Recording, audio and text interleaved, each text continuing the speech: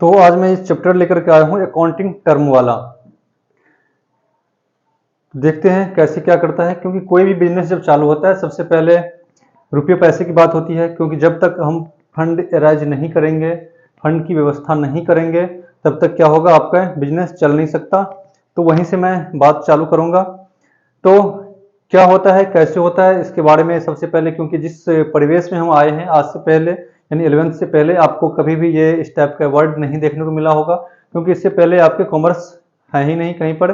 तो ये first time आप देख रहे हो, इसलिए मैं थोड़ा सा इजी वे में समझाने की कोशिश करता हूँ और एक फ्लो में समझाने की कोशिश करता हूँ। तो क्या होगा, ये इस चैप्टर बहुत जल्दी ही खत्म हो जाएंगे, 10-20-25 मिनट में आपका ये एंड हो जाएगा। देखते हैं क्या होता है।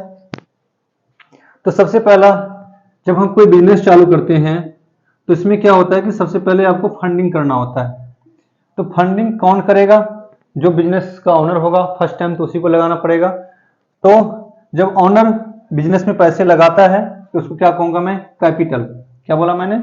ये ओनर है, ये ओनर क्या करता है, बिजनेस में पैसे लगाता है, इसको क्या बोलूंगा, पैसे देता है बिजनेस को, तो इसको क्या बोलूंगा मैं, कैपिटल। तो पहला आपका हो गया कैपिटल। ये क्या होते हैं, जब मालिक बिजनेस में पैसा लगाता है उसको क्या बोलूंगा मैं, कैपिटल बोलूंगा। फिर अब यहीं पे एक बात और आ जाती है, ऐसा तो जरूरी नहीं है कि सारे टाइम मालिक पैसा लगाता ही रहेगा, कभी कभी उसको निकालने की भी जरूरत पड़ेगी। ठीक है, तो जब मालिक पैसा लगाता है तो उसको क्या बोलूंगा मैं, कैपिटल। इसको हिंदी में क्या कहते हैं, पूंजी। और जब मालिक पैसा निकालता है उसको क्या कहूंगा मैं, ड्रॉइंग। यदि इसको हिंदी में कहते हैं आहरण। ठीक है, ये दो बातें आती हैं, दो टर्म आपका यही सिचुएशन है। जब ओनर पैसा लगाता है उसको क्या बोलूंगा मैं, कैपिटल, पूंजी। और जब पैसे निकालते हैं उसको क्या कहूंगा मैं, ड्रॉइंग। दूसरे बात, अब आते हैं, दूसरा वर्ड आपका है गुड्स का। दूसरा वर्ड क्या है, गुड्स का। ये गुड्स क्या होते हैं इसकी बात करूंगा अभी। गुड्स, ये गुड्स क्या होते हैं, इसको हिंदी में माल के नाम से जानते हैं, गुड्स। अब यहां पे बात आती है कि कोई भी काम या कोई भी बिजनेस मैं कर रहा हूं, तो जिस चीज का मैं बिजनेस कर रहा हूं, थोड़ी देर के लिए मान लेते हैं कि मेरी कपड़े की दुकान है या मेरा फैन का बिजनेस है, जिस भी चीज का मेरी बिजनेस है, तो उस चीज को जो मैं खरीद रहा हूं, उस गुड्स को जो मैं खरीद रहा हूं, जो सामान मैं खरीद रहा हूं, बेच रहा हूं, उसको क्या कहूंगा मैं, गुड्स बोलूंगा। तो यहां पर बात आती है कि जैसे मान के चलिए फैन का है, मैं फैन बेचता हूं, पंखे मैं बेचता हूं, तो पंखा जो मैं खरीदता हूं और बेचता हूं, ये मेरे लिए क्या हो जाएंगे, गुड्स हो जाएंगे। लेकिन उसी दुकान में या उसी बिजनेस में अगर फैन अपने किसी कस्टमर को सर्विस देने के लिए रखी हुई है, चेयर लगे हुए हैं, तो वो क्या होंगे, तो क्या उसको भी हम गुड्स कहेंगे? तो नहीं, उसको मैं गुड्स नहीं बोलूंगा, वो क्या हो जाएंगे, वो आपके एसेट में जाएगा। अब ये क्या होते हैं एसेट, मैं उसकी बाद में बात करूंगा। पहले यहां मैं क्लियर करता हूं कि वो गुड्स नहीं होंगे। तो गुड्स क्या होंगे, जिस चीज का मैं बिजनेस करता हूं वो क्या होंगे, मेरे लिए गुड्स होंगे। तो गुड्स को जब मैं परचेज करूंगा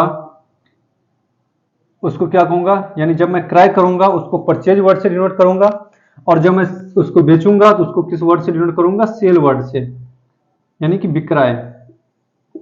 ये तो दो वर्ड हो गया, एक आपका गुड्स हो गया, दूसरा परचेज हो गया, तीसरा आपका सेल हो गया। लेकिन जरूरी तो नहीं है कि जितना मैंने खरीदा या जितना मैंने बेचा सारी की सारी वैसे ही रह जाए, आदमी को अच्छा ही लग जाए, सामने वाले को अच्छा लग जाए। तो कहता है ऐसा जरूरी नहीं है। तो इसके सिचुएशन में क्या होते हैं, कुछ वापस भी आता है। तो जब मैं परचेज कर रहा हूँ तो मेरे को कुछ सामान अच्छे नहीं लगेंगे, मैं क्या करूंगा, उसको वापस करूंगा। तो उस टाइम पर क्या आएगा, आपका परचेज रिटर्न आएगा।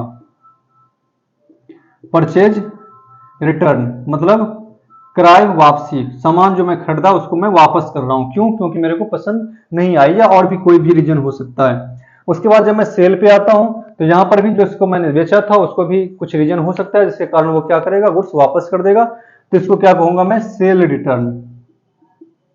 सेल रिटर्न, इसको क्या कहूंगा मैं, विक्रय वापसी। विक्रय वापसी, एक नाम इसका और भी है, रिटर्न, परचेज रिटर्न है ये। तो रिटर्न आउटवार्ड, रिटर्न आउटवार्ड मतलब जो मैं परचेज किया था उसको बाहर मैं फिर से वापस कर रहा हूं, बाहर जा रहा है ये।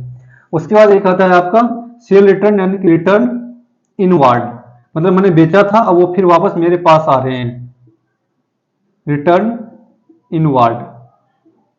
तो ये बातें आती हैं, इसको हिंदी में कहते हैं बाह्य वापसी और अंतः वापसी, ऐसा वर्ड से यहाँ पे यूज किया जाता है। उसके बाद अब जब हम इसी फ्लो को और आगे बढ़ाते हुए, जब मैं परचेज कर रहा होऊंगा तो जरूरी तो नहीं है कि सारा का सारा मैं नगद में ही परचेज कर रहा हूँगा, कुछ उधार भी परचेज हो सकते होंगे उस टाइम पर। तो जब मैं परचेज उधार कर रहा हूँगा तो मेरे बनेंगे क्या, क्रेडिटर। इसको हिंदी में कहते हैं लेनदार। मतलब मेरे से जिसको मेरे से पैसा लेना है, क्यों लेना है, फ्री में दे रहा हूं उसको क्या, तो नहीं, फ्री में मैं नहीं दे रहा हूं, उसने मेरे को सामान बेचा है, मैं उससे सामान खरीदा हूं, अभी उस टाइम पर मैंने पेमेंट नहीं किया, मैं बाद में पेमेंट करूंगा, तो इसको क्या कहूंगा मैं, क्रेडिटर, लेनदार। ठीक है। लेकिन जरूरी, अब यहाँ पे सेल की बात करते हैं, तो सेल के टाइम पर भी कुछ होता होगा, उधार बेचा होगा हमने, तो कहते हैं जब उधार बेचता हूं तो उसको क्या कहूंगा मैं, तो कहते हैं उसको आप क्या बोलोगे, देनदार, यानी कि डेटर। इसको क्या बोलोगे आप, देनदार बोलोगे। ठीक है। अब तो ये बात आ गई आपका, इसी फ्लो में मैं कर रहा हूं, परचेज के साथ परचेज रिटर्न आया, परचेज रिटर्न के साथ आपका क्रेडिटर आया, परचेज से लिंकअप में है क्रेडिटर, उसी तरह आपका सेल से सेल रिटर्न आए, और सेल से ही आपका डेटर आया। उसके बाद एक होता है आपका बिल्स रिसीवेबल,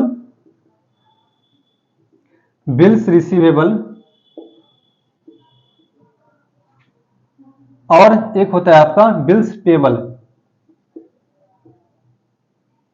ये आपका उल्टा मैंने लिख दिया, बिल्स रिसीवेबल यहां पे आएगा सेल के टाइम पर,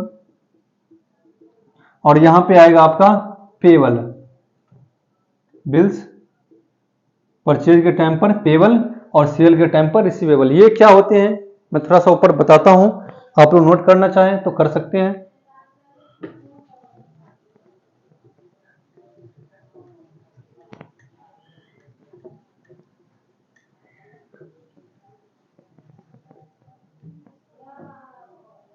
अब ये देखिए, ए है और ये बी है, ये दोनों एक दूसरे को जानता है। ए कहता है बी से कि मैं आपसे सामान खरीदूंगा बट मेरे पास पैसे नहीं है, तो कैसे सामान खरीदेगा, बी कहता है ठीक है मैं सामान तो दे दूंगा लेकिन कुछ कंडीशन है वो आपको अप्लाई करने पड़ेंगे। तो कहता है क्या कंडीशन, आप ऐसा करना, बी कहता है ऐसा करना, मैं एक आपके साथ पेपर भी दूंगा, उस पेपर पर आप साइन करके मेरे को दे देना, क्योंकि पता नहीं अब 2-3 महीने के बाद हो सकता है आप मिलो ना मिलो, तो मेरे पास डॉक्यूमेंट तो होगा, उस बेस पर मैं आपसे पेमेंट मांग सकता हूँ, लीगल वे में मैं जा सकता हूँ। तो इसके लिए उसने एक डॉक्यूमेंट भी भेजा इसके पास, क्या बोला, सबसे पहले गुड्स भेजा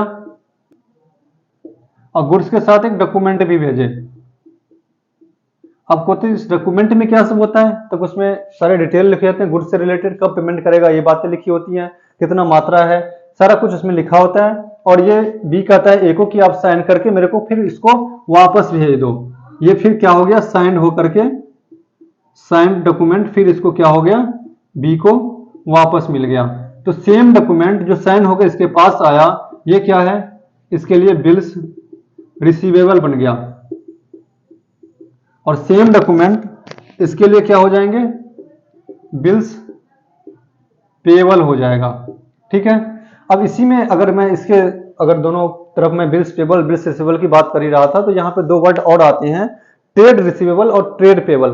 तो ये क्या होता है, ट्रेड रिसीवेबल और ट्रेड पेएबल, ट्रेड रिसीवेबल और ट्रेड पेएबल, ये क्या होते हैं। तो यहां पे आता है बात आपकी, ट्रेड रिसीवेबल में debtor plus bills receivable, bills receivable. Trade payable में आपका क्रेडिटर प्लस बिल्स पेएबल, ये बातें आती हैं। तो ट्रेड पेएबल और ट्रेड रिसीवेबल ये सारा कुछ आपका हो गया। ठीक है। तो ये सिचुएशन है। उसके बाद आपके आती है, एक वर्ड आता है आपका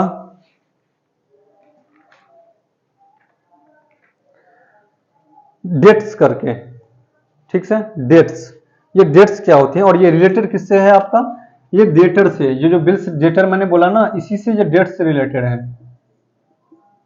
ये डेट्स रिलेटेड किससे है, मैं एक लिंकअप करके सारा कुछ बताना चाह रहा हूं। तो डेट्स किससे रिलेटेड है, डेटर से रिलेटेड है। अब मैं यहां पे बताना चाह रहा हूं कि डेट्स डेटर से रिलेटेड है, तो कैसा डेटर, तो कहता है 3 तरह के, क्या सब, डेटर कितने तरीके होते हैं, अगर इसी को मैं अगर आगे करूं तो कहता है 3 तरीके के। सबसे पहला क्या, बैड डेट्स, बैड डेटर, जो डेटर पेमेंट करने के लायक नहीं है, नहीं देगा पेमेंट। दूसरा होता है डाउटफुल डेट्स, जो पेमेंट करेगा कि नहीं करेगा पता नहीं, मैं भी खुद इस पे डाउटफुल हूं तो इसको क्या बोलूंगा मैं, डाउटफुल डेट्स। एक होता है डिस्काउंट ऑन डेटर, ठीक है। डिस्काउंट ऑन डेटर में क्या होता है, मैं डेटर को क्या कर रहा हूं, डिस्काउंट दे रहा हूं, क्यों, क्योंकि वो टाइम से पहले पेमेंट कर रहा है। इसको मैं एक बार देख लेता हूं, बताता हूं आपको।